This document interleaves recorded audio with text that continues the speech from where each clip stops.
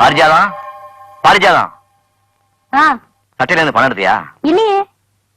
நீ எடுக்கலன்னா வேற நம்ம கோட்டசாமி எடுத்துருப்பான். அது அப்போ.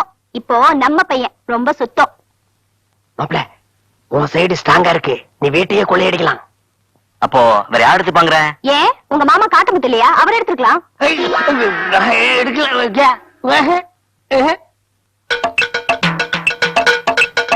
காத்தமுத்து, கோட்டசாமி அண்ணா கூப்பிட்டியா? இங்கதான் இருக்கீங்களா? சட்டையில இருந்து பணம் எடுத்தியாடா? நான் எடுக்கலண்ணே.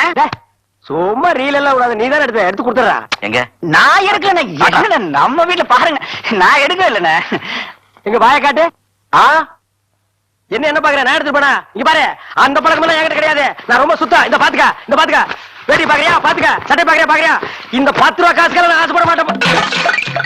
ஐயோ,